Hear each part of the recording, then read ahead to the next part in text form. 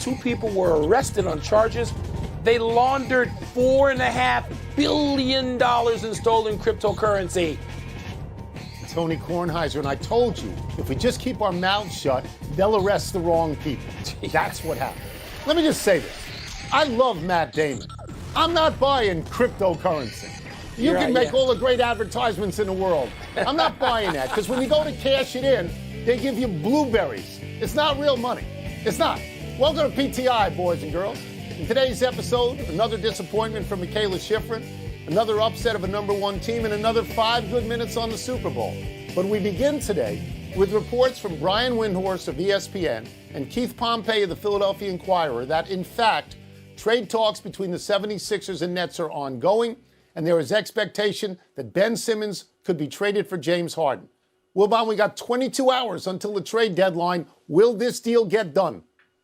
Tony, I don't think it will. I think it so heavily favors Philadelphia if the deal is done. Look, you put James Harden, I know he's got this hamstring injury. You put James Harden out there with Joel Embiid, who this week at this moment, based on what I've seen the last 72 hours, Joel Embiid is probably the MVP, at least for the moment. It moves, it changes about 4 or 5 people, but Embiid's right there.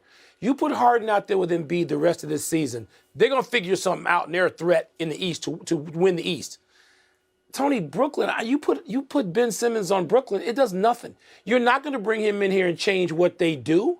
Now, you can say, wait a minute, Kevin Durant is every bit as effective on a basketball court as any one player can be, even more so than Joel Embiid. But it's the way they play. It's what they do. You've also got Kyrie Irving out there. And Ben Simmons ain't going to just walk in from some high school gym, not having played at all, and be as effective for the Nets as Harden would be for the Sixers. At least I don't think so. You need Ben Simmons at the beginning of your year in camp and all that. You don't have that. I don't think it would be made, but wow, it would be fascinating for the league and all of us who watch it if the deal is made. You've been pouring water on this deal for months now, and I'm not pouring water on it. I think it's a trade that makes too much sense. I told you for the last couple of weeks, there's something broken with the Nets. It's not working with the Nets. That's and when true. Kevin Durant comes back, it's not going to work. I believe that James Harden is sick of Kevin Durant, who he played with in Oklahoma City and knows a long time.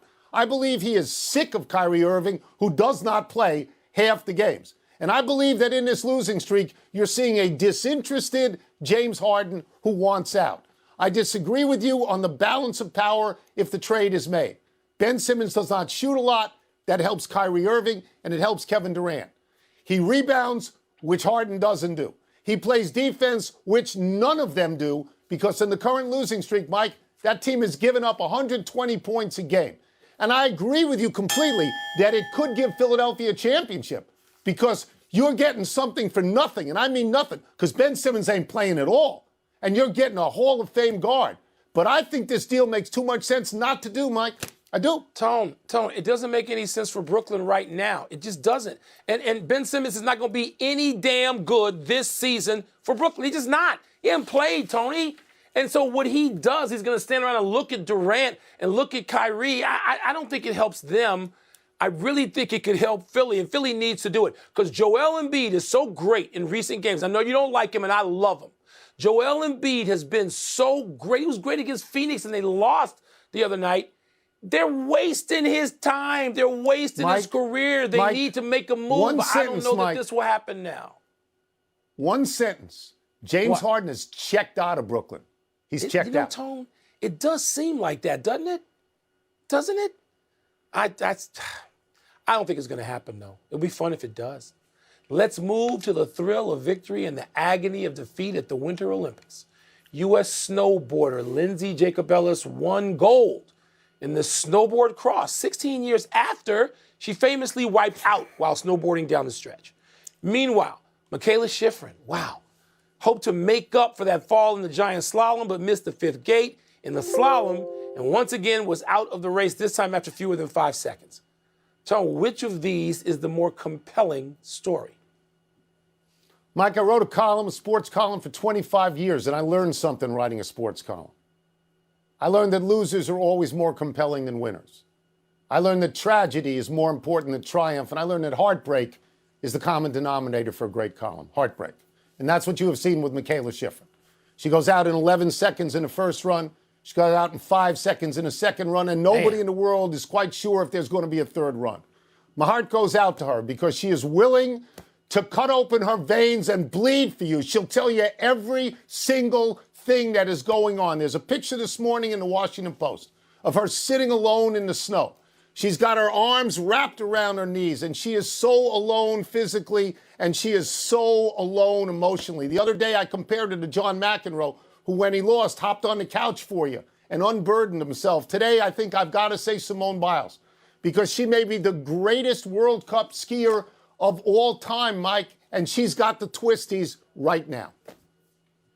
Tony, like you, I thought about what I would write if I was at the Winter Olympics. And like you, we both sat on some mountains or close by in a nice cabin, and we tried to figure out what the hell we were going to write. And I've covered a lot of winners. Michael Jordan, Tiger Woods. LeBron James. The best things I've ever written in my life were about heartbreak. And I thought about that too, and I said, it's Schifrin. All the time. It's Schifrin. It is. I wrote about John Elway, all those times he lost and the fumble and all these famous things in history. And at the Olympics, Tony, a father coming out of the stands to put his arm around his kid and walk after he had ripped up his knee. Those are, I don't want to say the greatest Those are the stories. moments. I think they're the most compelling stories, and that was the question. They're the greatest stories. They're the greatest stories. Yes. More people relate to heartbreak than anything else. People say that could be me. Nobody thinks they can win a gold medal, Mike. They think they're going to lose, and they want to know what it's like. Even the great Carl Lewis. For this girl. What do we remember about Carl Lewis? Carl Lewis won everything when he in the lost world. to Ben Johnson. When he lost to Ben over Johnson, and he knew looked and he said, "I can't catch him." He couldn't catch him. And that look on his face is he is a winner. Right. Carl Lewis defines winning. And yet the moment of heartbreak may have been the most compelling thing in his career. So Schifrin for all the wrong reasons. I root for Michaela Schifrin. I root for her. And she's gonna look back on her life and her career, and she's gonna be miserable, and she shouldn't be, but she is. In the moment, she is. So we move to college basketball now. I sure hope Auburn enjoyed being #1 because they won't be in the next poll. They lost at Arkansas last night after stomping on the Razorbacks logo before the game. Wilbon, do you want to focus on the small story of Auburn dancing on the logo, or the bigger story of a #1 going down? Well, the logo, because I predicted in like the 1st of December, I said to you, when there was a second #1, or maybe it was a third, I said there are going to be 10 of these.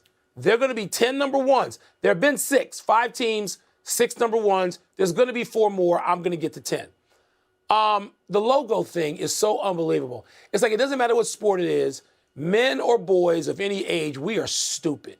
We are just collectively morons because we don't seem to understand, no matter what the uniform, no matter what the region of representation, that if you go out there and do this, you anger people. Because if somebody did it to you, you would be angry. And yet, teams go out there and they are just dopes. And no amount of coaching, no amount of cajoling, no amount of mentorship, alums can't say, son, don't do this. We did this in 1957. It was stupid. It's always stupid. So I'm focused on that. Let me go the other way. Nah, I'm not gonna. Let me go back to the logo for a second. Let me echo what you're saying. Let me look at people out there who watch this show. Do you think that when we say it's stupid to do this in football, that suddenly we're going to say it's not stupid in basketball? That's right. It's stupid all the time. Every time. Is publicly antagonizing your opponent. It's making your opponent want to beat you. And I am happy when your opponent beats you if you do this to the logo. I would have been happy if Terrell Owens was planted on that star in Dallas Stadium. It's stupid all the time to do this. And by the way, who died and said that Auburn was a great basketball power? You know how many championships Auburn has won, national championships? 0 is the correct number. Arkansas actually won one, 40 Minutes of Hell with Nolan Richardson. Auburn's a football school. This ain't the Iron Bowl. You don't go out there and stomp on somebody's logo. You deserve to lose, right, Mike? Somebody's going to do it this season. I wonder what the Chuckster, Auburn's most famous basketball product. I didn't call Charles last night because I thought he might be angry about this, too angry to talk. Should be angry. He can't be pleased. Stupid he can't is be stupid, pleased with kids. This. Stupid. Let's take a break. Coming up, why is Aaron Donald so effective for the Rams? We're going to ask Jeff Saturday. We'll also ask him whether he'd rather block for Stafford or Burrow. They all went out there and stepped on the Razorback. It's just dope. Why would you do that? So many generations of morons. The Super Bowl kicks off in less than 97 hours. So joining us to discuss it is ESPN NFL analyst Jeff Saturday. Wilbon, I watch him in the mornings long before you're awake. He's really good. Jeff, well, luckily these things are played a second time, Tony. I can watch Jeff closer to noon. Closer to noon. Too much has happened during the day to wait around for you. Jeff, you played on the offensive line.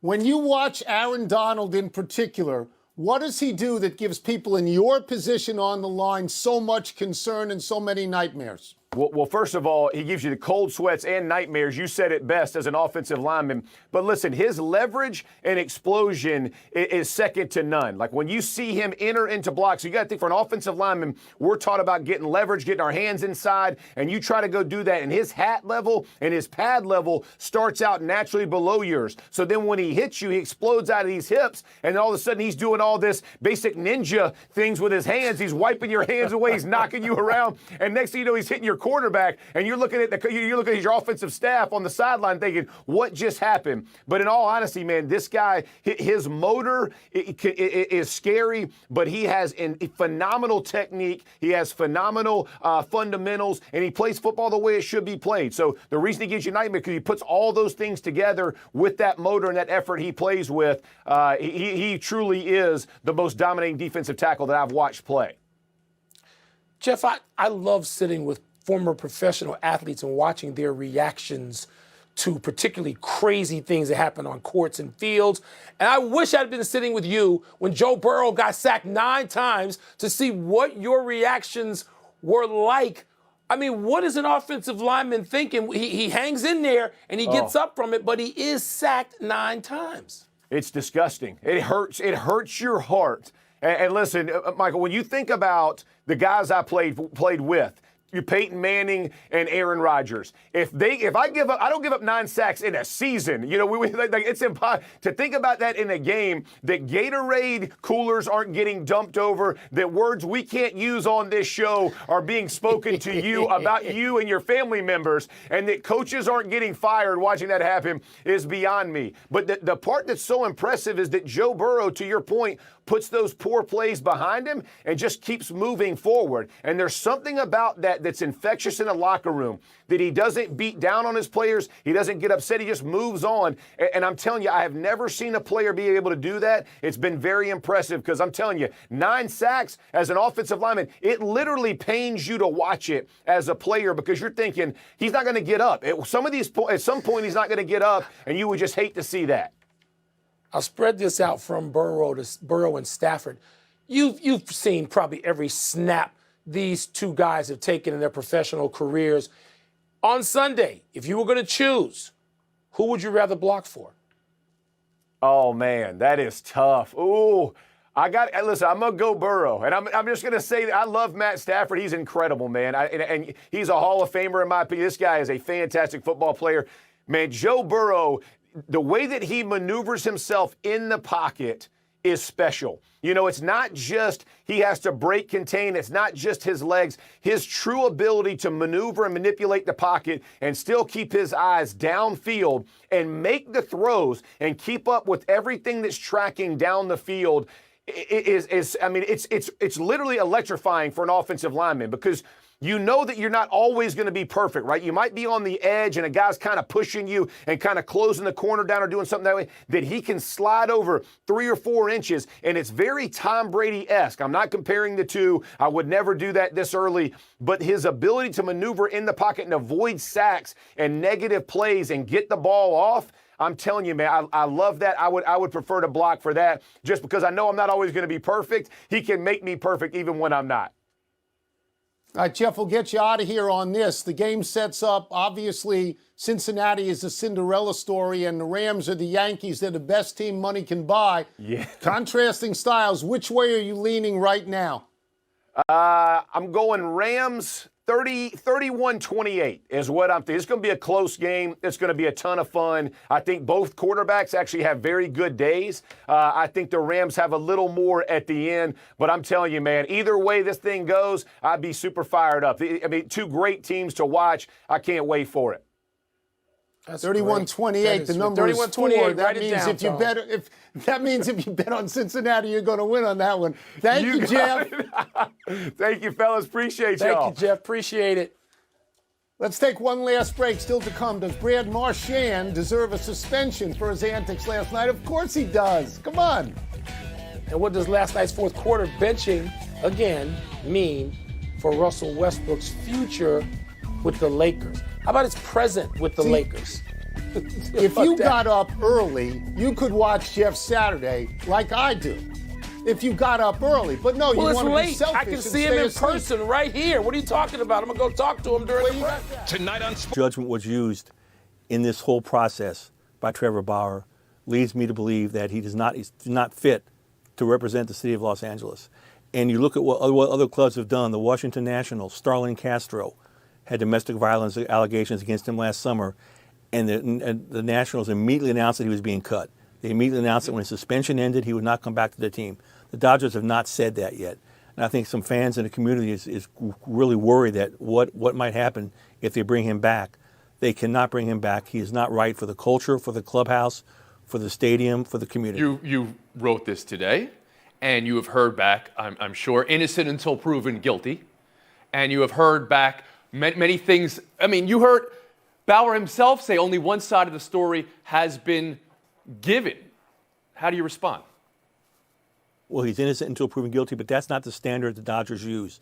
They look at the entire story. They look at the entire judgment used in engaging in these incidents, the entire judgment used in the description of these incidents, and that's not a player. It's poor. At the very least, he's guilty of the sort of poor judgment that should keep him off the Dodger mound. June Lee, can I bring you in here? Yeah, I mean, to build off of that, I'm not sure what that culture the Dodgers organization even wants is, because when they brought in Trevor Bauer last year, he already had these allegations of harassment online. There was already a cloud of suspicion around him and his behavior and how he treats other people. He hasn't built up a lot of goodwill among people in baseball in the first place. You know, if I'm the commissioner of baseball, you can't ban him from ever pitching in baseball again, but if I'm running the Dodgers, that's not someone I want on the team in the first place. The Dodgers have already been in a position where they've been fending off allegations of only caring about winning and not caring about the culture of the organization. I think this is an opportunity to change that. Again, to you, though, June Lee, innocent until proven guilty. And Bauer has suggested throughout all his denials that only one side of the story was ever out there. Yeah, he has a YouTube channel, though. He has been in a position where he can talk about what has happened and is now probably going to go on and talk about those things. I do understand frustration about some members of the media running with one side of the story, but that's also the result of what's happening post-Me Too and the way that the media and the landscape around all of this stuff being